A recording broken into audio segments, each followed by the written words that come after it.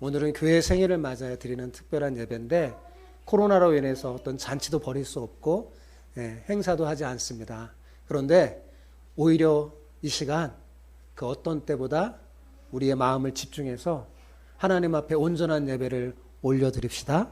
생일을 맞이하여서 제가 사사기의 강의를 잠시 접고 앞으로 우리 교회가 나아갈 비전에 대해서 말씀하려고 하오니 여러분 오늘 설교를 더 귀담아 듣고 가슴에 새기고 정말 하나님 나라를 구현하는 그런 교회가 되기를 힘씁시다.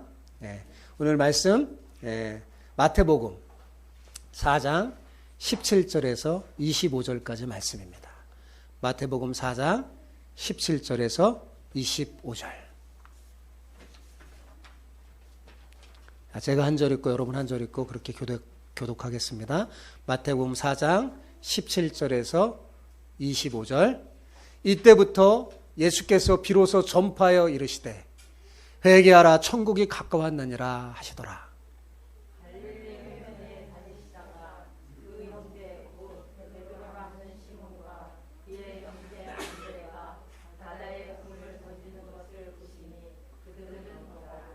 말씀하시되 나를 따라오너라 내가 너희를 사람을 낚는 어부가 되게 하리라 하시니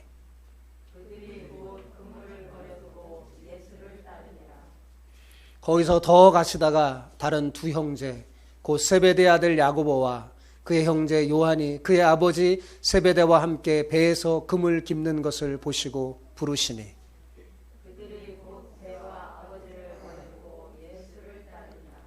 예수께서 온 갈릴리에 두루 다니사 그들의 회당에서 가르치시며 천국 복음을 전파하시며 백성 중에 모든 병과 모든 약한 것을 고치시니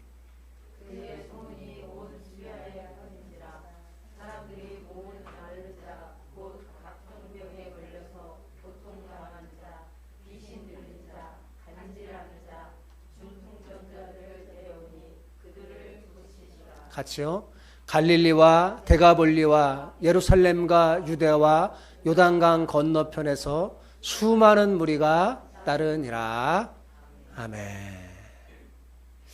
월드컵 열기가 정말 전 세계를 뜨겁고 달구는 2006년 6월 17일 날 첫 예배를 우리 교회가 드렸어요. 그리고 벌써 15주년이라는 시간이 흘러서 교회 생애를 맞이하게 됐습니다. 정말 세월이 유수 같다는 말이 실감나는 요즘입니다. 돌이켜보면 여러분 그동안에 기쁘고 슬픈 일들이 참 많이 있었거든요. 너무 힘들고 주저앉고 싶을 때도 있었지만 하나님이 주신 비전으로 가슴이 벅차고 하나님의 큰 대의를 위해서 사용받는 기쁨으로 행복했습니다. 무엇보다도 여러분 제가 여러분을 주마음교회 가족으로 만나게 된 것에 정말 감사드립니다. 지금까지 지켜주신 하나님의 은혜에 감사하면서 그동안 여러분께서 교회에게 보내주신 그 사랑, 그 헌신에도 마음 깊이 감사드립니다. 하나님이 다 기억하시고 우리를 통해서 우리 교회가 멋지게 사용될 줄 믿습니다. 교회 생일을 맞이해서 저는 사사기 강의를 잠시 접고 앞으로 정말 우리 교회가 나아갈 방향을 제시하고자 합니다. 여러분, 앞으로 우리 교회는 하나님 나라를 구현하는 교회가 되고자 합니다. 초등학생 아이들이 있어서 구현이라는 말을 설명해 드리려고 그래요. 구현이란 뭐냐? 어떤 사실을 구체적으로 나타낸다는 말입니다. 그러니까 앞으로 우리 교회는 하나님 나라를 우리의 삶의 현장에 구체적으로 드러내는 교회가 되고자 힘쓰겠다는 말입니다. 자, 앞으로 우리 교회는 어떤 교회가 된다고요? 하나님 나라를 구현하는 교회가 되도록 힘쓸 거예요. 여러분, 하나님을 믿으면서도 하나님의 나라가 우리의 삶의 현장에 구체적으로 드러나지 않는다면 여러분 뭔가 잘못된 건 아니겠어요? 신앙과 삶이 일치가 돼서 하나님의 나라를 우리의 실생활에 구현해내고 이를 통해서 주를 알지 못하는 사람들에게도 하나님의 나라 복음을 전해서 하나님 나라 확장하는 것이 우리 교회의 비전입니다. 우리 옆 사람에게 이렇게 축복하면서 인사했으면 좋겠어요. 하나님 나라를 구현하는 교회가 되는데 앞장서길 축복합니다. 아셨죠? 시작. 하나님 나라를 구현하는 교회가 되는데 앞장설 것을 축복합니다. 아멘. 네. 어디 앞장선다고요? 하나님 나라를 구현하는 데 앞장서기를 축복합니다. 예.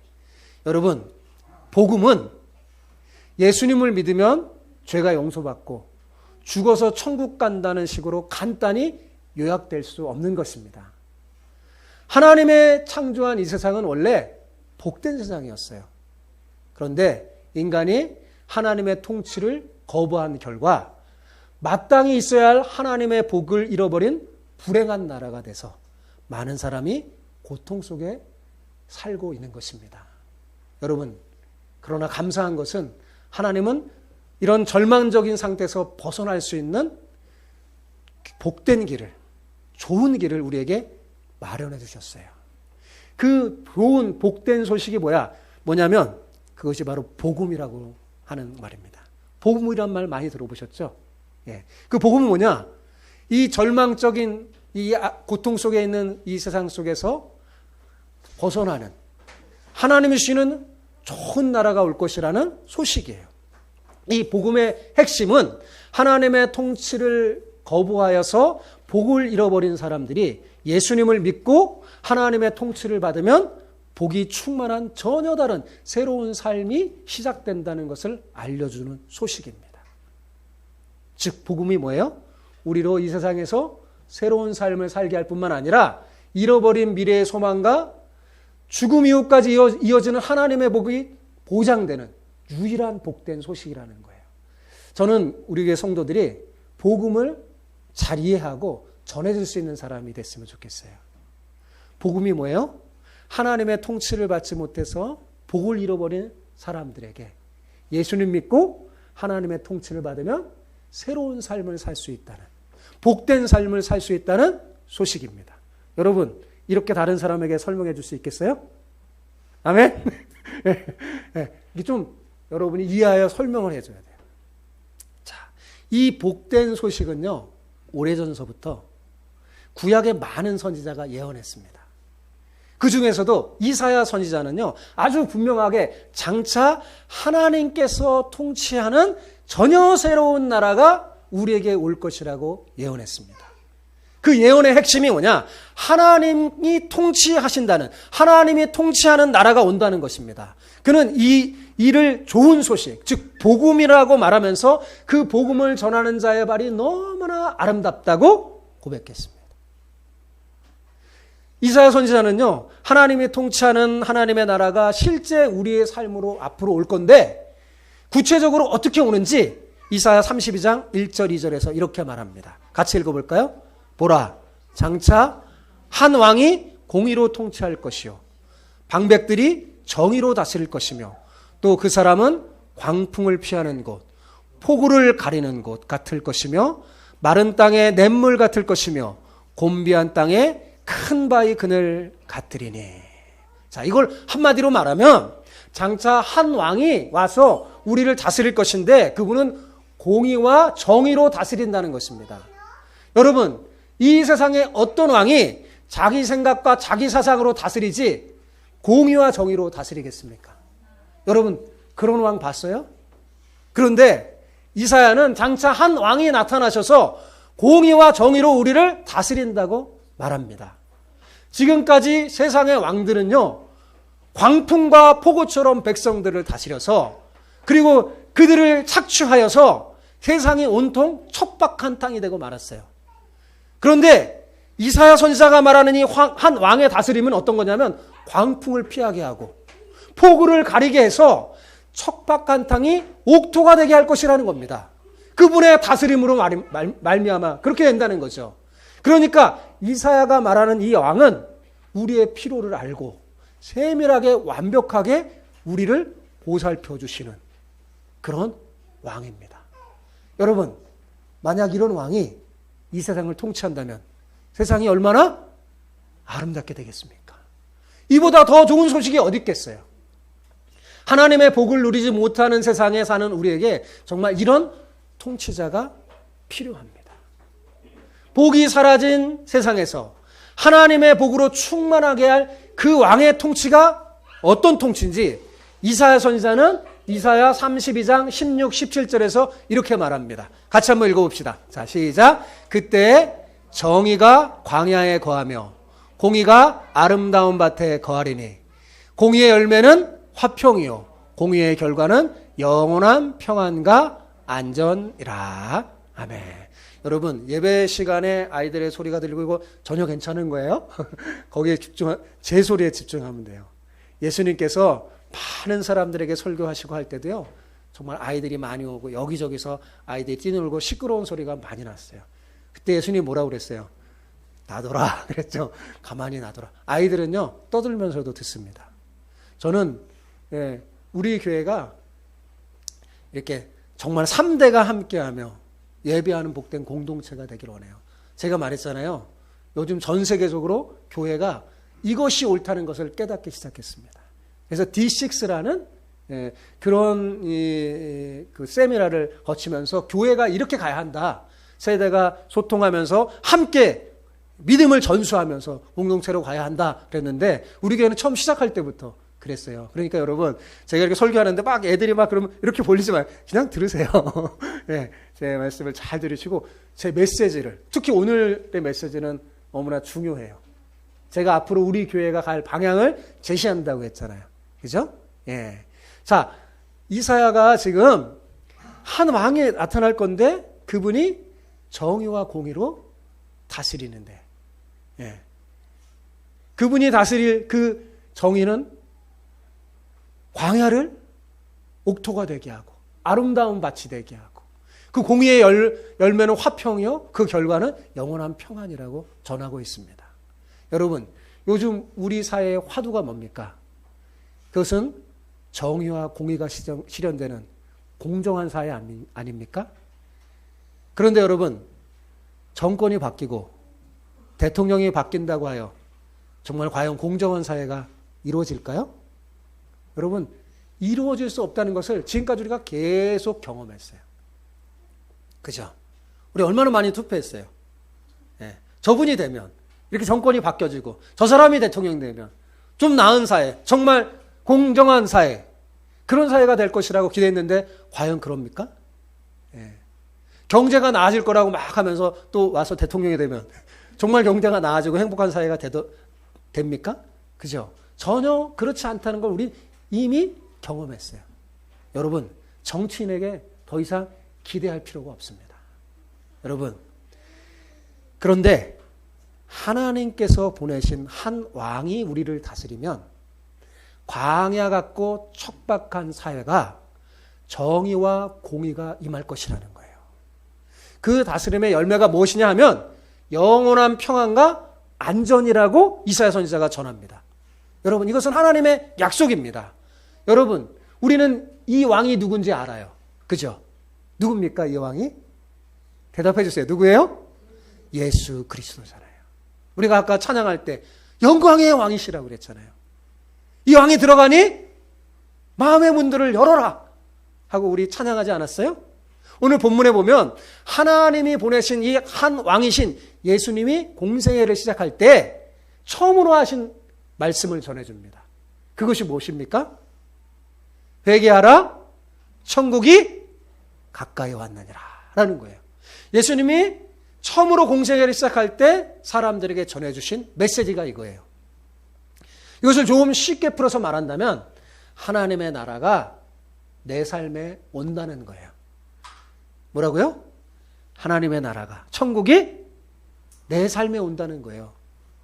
죽어서 가는 게 아니라 내 삶에 지금 온다는 거죠. 이것이 복음의 핵심입니다. 여러분, 예수님은 천국, 곧 하나님의 나라가 가까이 와서 우리 삶에 들어오려고 하신다는 거예요. 하나님께서 우리를 다스리는 놀라운 현실이 우리의 미래에 있을 것이라는 말씀입니다.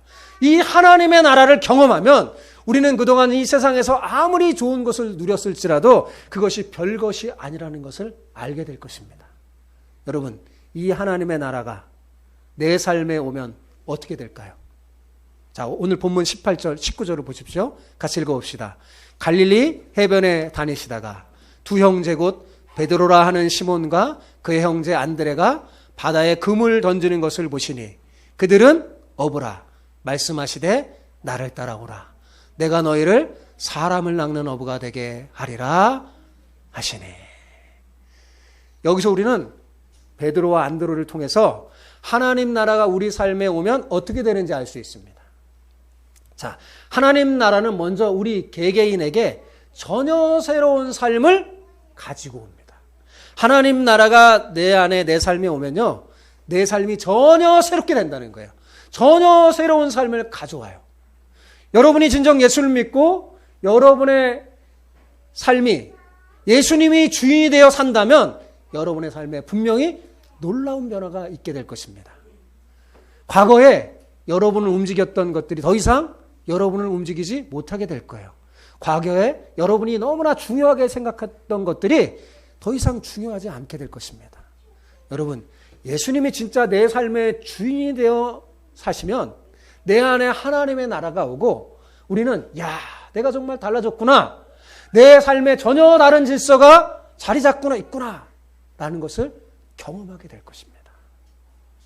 하나님의 나라가 여러분의 삶에 전혀 다른 새로운 삶을 선물한다는 것을 기억하기를 축복합니다. 예, 여러분, 제가 여기서 탁 설교하는데 누가 제일 잘 열심히 됐냐? 이한이 이래요. 탁 주면서. 이한이 이래처럼 열심히 하나님의 말씀을 듣길 바랍니다. 예, 저는 막 기대가 돼요. 저 아이가. 정말 하나님 나라의 주인공들이 될 것 같아요. 여러분, 두 형제 누구예요? 베드로와 안드레가 예수님을 만나니까 어떻게 됐어요? 사람을 낚는 어부가 됐다고 그랬어요. 그죠? 자, 여러분, 이 베드로와 안드레가 예수님을 만나기 전에 만약에 여러분이 그들에게 만날 수 있다면 물어봐서 당신의 기도 제목이 뭡니까? 라고 물어보면 뭐라고 대답했을 것 같아요? 여러분? 아마 풍랑 좀 없었으면 좋겠습니다. 그랬을 거예요. 예. 왜요? 그래야지 고기를 많이 잡고 부자가 될 수 있을 테니까요. 그죠? 이들의 소원은 아마 예수님 만나기 전에 이들의 소원은 아마 고기를 많이 잡고 부자가 되는 정도였을 겁니다. 그죠? 예. 그러나 예수님을 만나자 이들은 그냥 물고기를 잡는 그저 그런 어부에서 전혀 새로운 삶을 살게 됐어요. 어떤 사람이요? 사람을 낚는 어부가 된 것입니다. 예수님께서 전혀 다른 새로운 삶을 선물하신 거예요. 여러분, 예수님을 만나지 않았다면 어떻게 살았을까요? 예, 그냥 물고기 잡는 그저 그런 어부가 됐을 거예요. 잘 잡아서 물고기 많이 잡아서 부자가 될 수도 있었겠죠. 예, 그런데 예수님 만나자 전혀 삶이 바뀌었어요. 앞으로 이들은 그냥 물고기를 많이 잡고 성공하는 어부 정도가 아니라 하나님의 나라를 자기 삶에 구현해내고 다른 사람들도 행복하게 해주는 그 하나님 나라의 행복을 전해주는 전혀 다른 삶을 살게 될 것입니다. 여러분, 하나님이 여러분을 다스리면요, 전혀 다른 질서가 여러분의 삶에 찾아옵니다. 여러분의 기도 제목이 달라질 거예요. 과거에 내 욕망이 이루어지면 행복해질 것이라고 기도했겠지만 이제는 하나님의 뜻이 이루어지는 삶의 현실에서 행복을 느끼게 될 것입니다. 우리가 사업에 성공하고 돈을 많이 벌면 여러분, 그것이 진정 우리를 행복하게 할까요? 여러분, 그렇지 않습니다. 물질을 풍성하게 보고 아무리 많이 번다고 해도 우리가 그것을 제대로 사용하지 못하면 오히려 독이 된다는 것을 우리는 이미 잘 알고 있잖아요. 그죠? 많이 가지고 뭔가 내 소망을 이뤘던 거, 예. 여러분, 그것이 정말 인간을 행복하게 할까요? 그렇지 않아요. 여러분, 뭔가 못 가졌을 때 우리가 모르게 소원하잖아요. 아, 내가 저거 가졌으면 좋겠다. 그래갖고 정말 그걸 갖게 됐어요. 그 행복이 얼마나 갑니까? 그리 오래 가지 않습니다. 예. 그리 오래 가지 않더라고요. 예. 의빈이가 휴가에 와서 막 대화 속에 그러더라고요. 아, 자기가 막 대학에 들어가고 막 학교 갈 때 정말 좋았는데 아빠, 이상하게 그게 별로 오래 가지 않더라고요. 예. 뭔가 자기가 이루어지는 걸 막 받았는데 그게 오래 가지 않는 거예요. 여러분, 하나님의 나라는요, 우리가 지금 바라고 소원하는 것이 이루어지는 그 정도가 아니에요. 전혀 다른 삶을 제공합니다. 그리고 그 새로운 삶이요, 우리의 가정과 공동체를 변화시켜요. 저는 오늘 말씀을 준비하면서 소망합니다. 저는 우리 교회가 여러분이 복음으로 말미암아 하나님이 여러분의 삶에 와서 여러분이 정말 변하고 달라지고 여러분의 가정이 달라지고 우리 교회가 달라지기를 소망합니다. 아니, 그것이 정상이에요. 그래야 돼요. 근데 잘 안 되기 때문에 제가 다시 하나님의 말씀을 통해서 우리를 돌아보며 우리 교회는 이 방향으로 가야 된다라는 것을 말씀드리고 싶은 겁니다. 여러분, 본문 23절, 24절을 보십시오. 같이 읽어봅시다. 예수께서 온 갈릴리에 두루 다니사 그들의 회당에서 가르치시며 천국 복음을 전파하시며 백성 중에 모든 병과 모든 약한 것을 고치시니 그의 소문이 온 수리아에 퍼진지라. 사람들이 모든 앓는 자, 곧 각종 병에 걸려서 고통당하는 자, 귀신 들린 자, 간질하는 자, 중풍병자를 데려오니 그들을 고치시더라. 자, 예수님은 천국 복음을 전했어요. 그게 뭐야? 하나님 나라의 복음을 전했어요. 예수님은 하나님 나라가 이 땅에 가까이 왔다, 임하였다는 것을 병든 자를 고침으로 보여주셨어요. 이사야 선지자가 예언했던 한 왕이신 예수님이 다스리시면 이 세상에서 고통하는 우리의 모든 현실이 새롭게 되고 회복될 것이라는 것을 지금 보여주고 계시는 겁니다. 여기에 여러 가지 질병 걸린 사람들은요, 하나님의 통치를 거부한 세상의 나라의 현실을 보여주는 거예요. 그 현실이 뭡니까? 각종 질병에 걸려서 고통 속에 사는 참 안식이 없는 삶이에요. 인간이 하나님의 통치를 거부하자 어떤 삶을 살게 됐냐면 하나님의 복이 사라져서 참 안식이 없는 거예요. 얼마나 많은 사람들이 고통 속에 살고 얼마나 많은 사람들이 육체의 질병, 정신적인 질병 속에서 고통 속에 소리 지르고 있습니까? 예수님이 이들을 고쳐주신 이유는 자신이 바로 이사야 선지자가 예언한 그 한 왕이라는 것, 참 안식을 다 가져다주는 그런 왕이라는 것을 보여주기 위함이었습니다. 복음서 전체를 자세히 살펴보면 예수님은 단순히 육체의 질병을 고쳐주시는 분이 아니라 영혼까지 고쳐주셔서 이들의 삶을 변화시켜 참 안식을 누리게 해주셨음을 알 수 있습니다. 여기 오늘 본문에서 예수님이 여기 병든 사람들을 고치고 새롭게 하고 있잖아요. 그렇죠?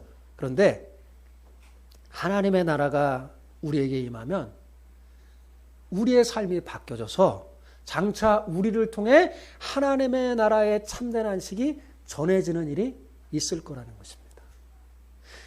예수를 믿는 우리 때문에 마음의 질병과 고통 속에 사는 사람이 거기서 벗어날 수 있게 된다는 거예요. 여러분, 나중에 이 베드로와 요한 그리고 야고보, 사도 바울에 이르기까지 사도들이 가는 곳마다 주의 복음이 딱 전해질 때 어떤 일이 벌어지냐면 사람이 달라져요.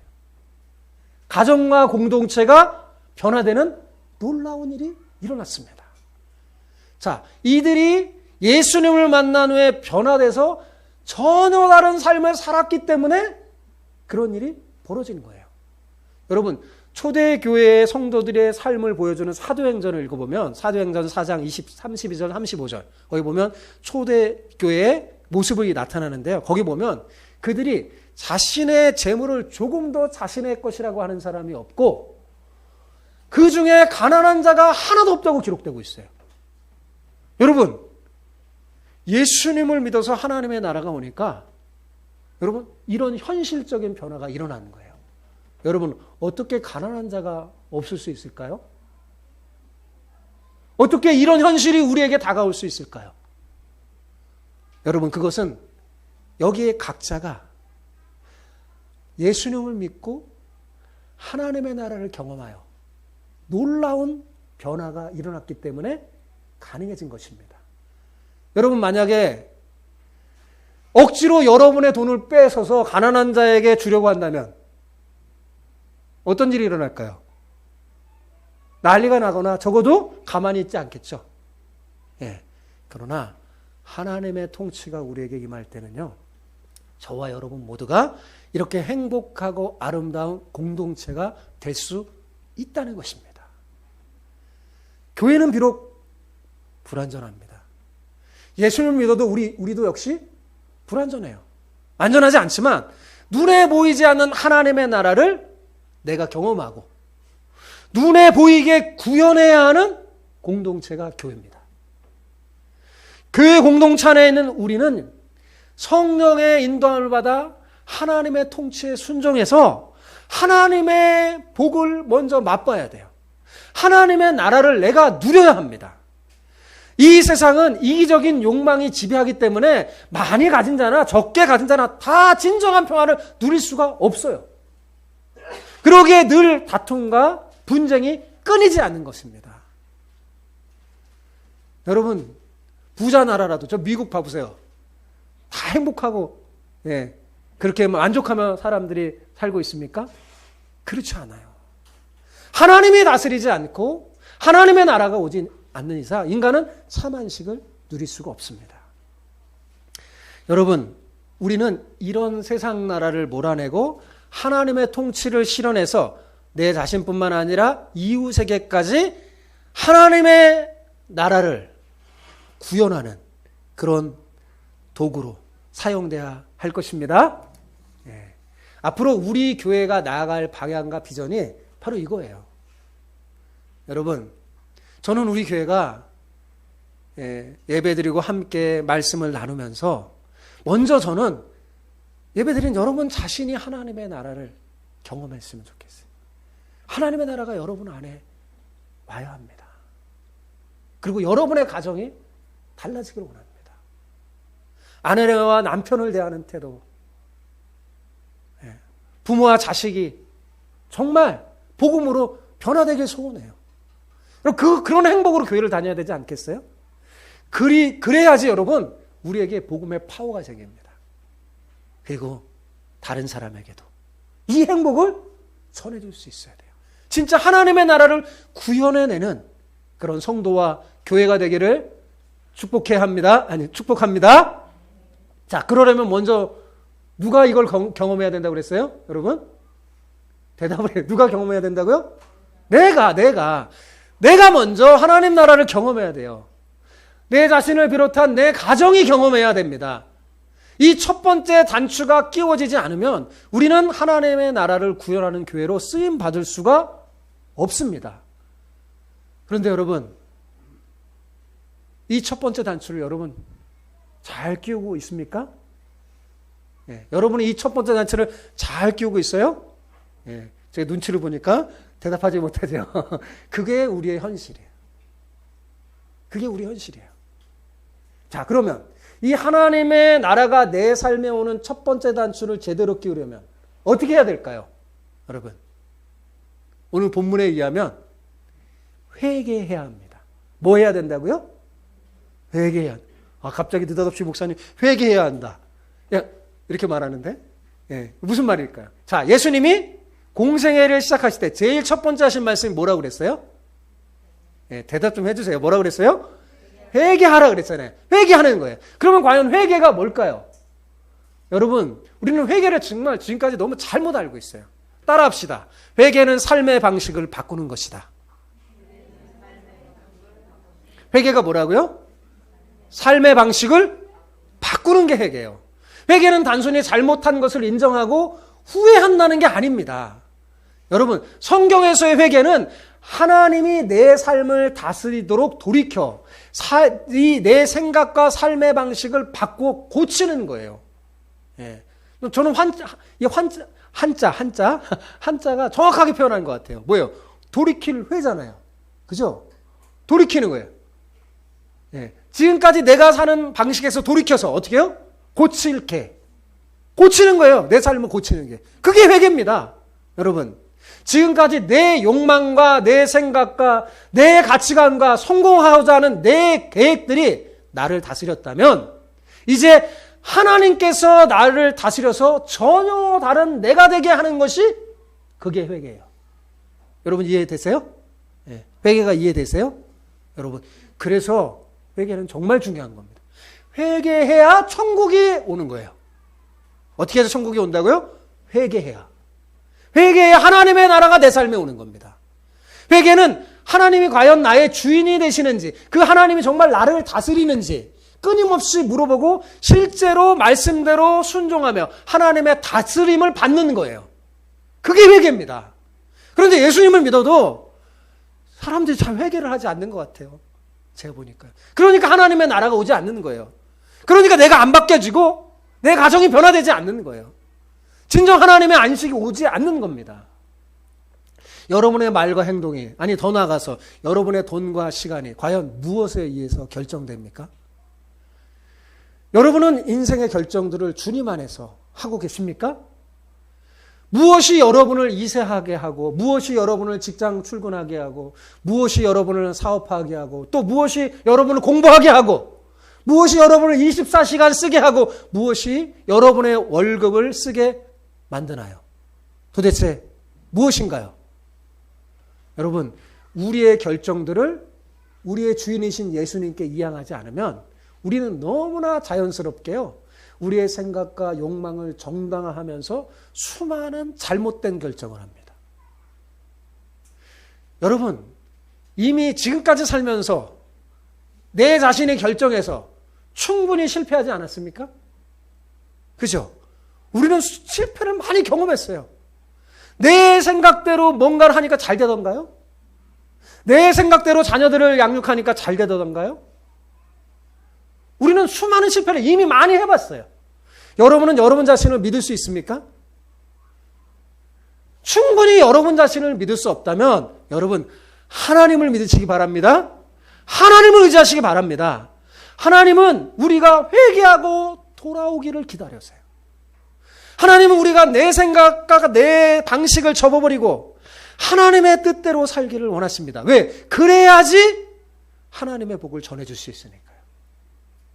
여러분, 하나님 마치 자기 재산을 가지고 나가서 허랑방탕하게 탕진하고 버린 그 아들을 기다리면서 저 멀리 오는 아들을 보고 기다리는 그 아버지처럼 하나님은 우리를 기다리세요. 뭐 하기를 기다릴까요? 회개하기를 기다리십니다. 회개하기를 기다리세요. 그리고 하나님 나라를 선물로 주고 싶어 하세요. 지금도 우리 마음 문 밖에서 두드리시는 그 예수님의 음성을 듣거든 여러분 빨리 문을 열고 그분께 우리 마음의 보좌를 빨리 양도하고 그분 안에서 모든 것을 결정하기 바랍니다. 그분이 진짜 여러분의 주인이 되시기를 축복합니다. 그러면 여러분의 돈과 시간과 재능이 주님의 영광을 위해 쓰여지게 될 것이고 그것을 통해서 여러분은 하나님의 복을 누리고 진짜 안식을 경험하게 될 것입니다. 내 돈, 내 시간인데 주님을 위해 쓴다는 거 처음에 어색하고 잘 되지 않을 수 있어요. 여러분. 그런데 여러분 한번 생각해 보세요. 여러분이 여러분 마음대로 이것들을 써봤더니 정말 행복하고 기뻤던가요? 여러분이 좀 더 나아지고 발전되던가요? 여러분 자신을 한번 솔직하게 직면해 보세요. 그렇지 않잖아요. 그죠? 여러분 우리들 대부분은요. 하나님이 원래 계획하시고 만드신 것보다 형편없이 망가져 있습니다. 우리는 원래 하나님의 걸작품이었는데 망가졌어요. 여러분 이것을 우리가 인정해야 합니다. 그게 회개예요. 우리는 하나님이 만드신 대로 최고점에 있는 게 아니라 심각하게 망가져 있습니다. 우리의 말과 행동이 자기 생각과 고집으로 포장되어 있지는 않습니까? 여러분, 우리는 다 자기 논리를 가지고 있어요. 그런데 그 자기 논리를 가만히 보면요.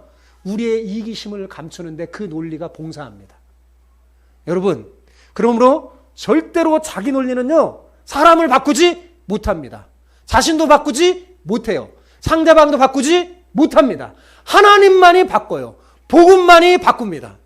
그러니 그 논리까지도 하나님 앞에 복종시켜야 합니다. 회개는 우리 논리를 깨트리는 거예요. 내 생각을 깨트리는 거예요.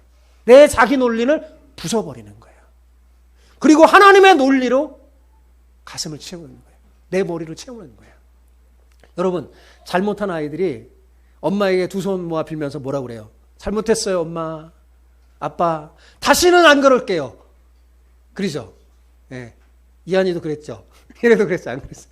자, 아이들이 잘못했어요. 다시는 안 그래요 한 다음에 자, 정말 다시는 안 그래요? 어떻습니까? 똑같은 잘못을 또 하잖아요. 그죠? 그런데 아이들만이 아니에요. 여러분, 하나님 앞에서 우리가 그렇습니다. 여러분, 어린 시절에 저도 예배 시간에요. 참 하나님 앞에 잘못했습니다. 울면서 죄를 열심히 자복했어요. 그런데 이상하게 뭐지 않아? 또 잘못하는 겁니다. 또 죄를 짓는 저를 발견해요. 열심히 하겠다고 막 회개하고 기도했는데 또 다시 하는 겁니다. 특히 수련회 때 막 눈물 콧물 하면서 내가 이제는 다시는 엄마 말씀도 잘 듣고 내가 정말 하나님 앞에 멋진 아이가 되고자 하고자 했는데요. 며칠 안 가는 거예요. 또 잘못합니다. 여러분, 저만 그렇습니까? 우리 모두는 다 연약해서 자꾸 넘어집니다. 그러면 어떻게 해야 될까요?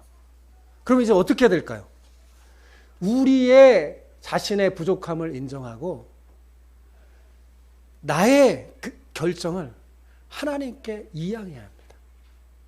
자꾸만 여러분 삶을 돌아보면서 하나님이 내 왕이 되어 주십시오. 한왕이신 예수님, 그분이 나를 다스려 주십시오 하면서 결정권을요, 이양해야 돼요. 내 인생의 결정권을, 내 삶의 결정권을 진짜 이양해야 돼요. 말로만이 아니라. 그분이 결정하시도록 여러분은 충분히 말씀을 읽고 여러분은 충분히 하나님 앞에 기도하십니까? 그게 되면 자동적으로 다른 것들이 쉽게 됩니다. 여러분, 우리가 왜 하나님의 말씀을 읽고 기도하냐면 이거 하는 거예요. 회개하려고. 여러분, 왜 우리가 열심히 부지런히 말씀을 읽고 기도하느냐? 내 생각과 내 가치관, 내 방식 내려놓고 하나님의 방식대로 살려고 성경을 읽고 기도하는 거예요. 근데 여러분, 성경 읽지도 않고 기도하지 않으면 이게 잘 안 돼요. 회개가 잘 안 돼요. 그런데 그게 되잖아요? 다른 것들이 풀립니다. 자동적으로 풀려요. 우리가 우리의 욕망에 휩싸여 있는 한 절대 행복한 가정이 오지 않고 행복한 공동체가 이루어지지 않습니다. 그래서 예수님 믿어도 가정이 다투고 싸우고 예수님 믿어도 교회가 다투고 싸우고 이상해지는 거죠. 여러분, 무엇보다도 여러분이 행복할 수가 없습니다. 하나님의 나라가 내 삶에 오지 않으면 행복할 수가 없어요.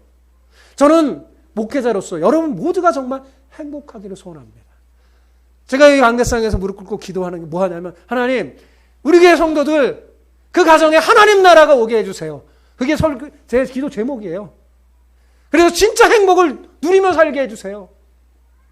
그러려면 하나님이 실제적으로 여러분을 다스려야 됩니다. 하나님이 우리를 다스려야 하나님의 나라가 우리의 삶에 오게 되는 거예요.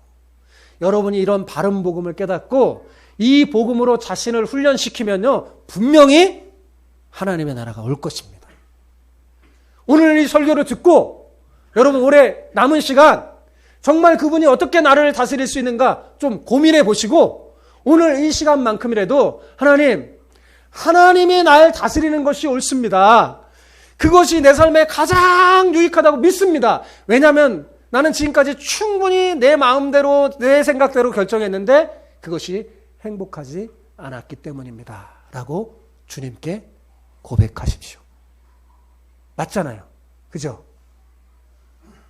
그리고 그분이 나를 다스릴 때 얼마나 놀라운 일이 일어날까 기대해 보십시오. 회개는 결코 부담스러운 게 아닙니다. 하나님이 우리에게 왕이 되셔서 우리에게 복 주시려고 다가오는 건데 회개처럼 좋은 게 어디 있습니까?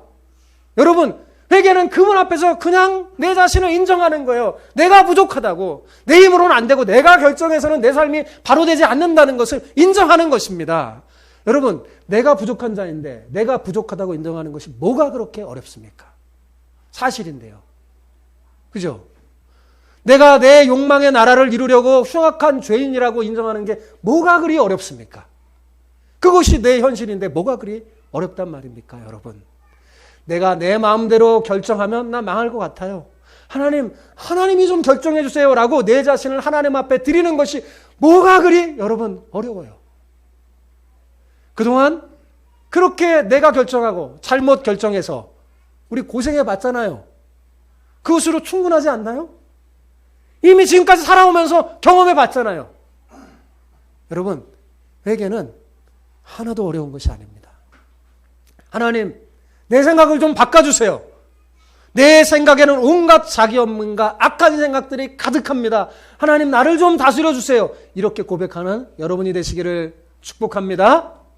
사랑하는 성도 여러분, 내 생각, 내 고집, 내 경험을 절대하며 살아가지 마십시오. 그냥 내 논리로 다 무장해서 그것이 나의 이기심에 봉사하도록 내버려둬서는 안 돼요. 내 욕망, 내 성공, 내 물질적인 풍요로움과 안정만을 위해서 살아가면요, 절대로 여러분 하나님 나라를 경험할 수 없습니다. 그러나 여러분에게 하나님의 나라가 오면 얼마든지 건강과 안정과 진정한 행복한 가정이 여러분에게 올 것입니다. 여러분이 조금이라도 하나님을 신뢰하는 마음을 가지고 있다면 회개는 어렵지 않아요. 내 방식과 내 생각을 내려놓고 하나님의 생각과 하나님의 방식대로 따라 한번 살아보십시오. 놀라운 일이 생길 겁니다. 남편이 달라지고 아내가 달라지고 자녀가 달라질 거예요. 여러분, 제가 경험했어요. 저는 지금의 아내를 만나기 전에 내 생각대로 이성을 사귀다가 한번 실패해봤습니다.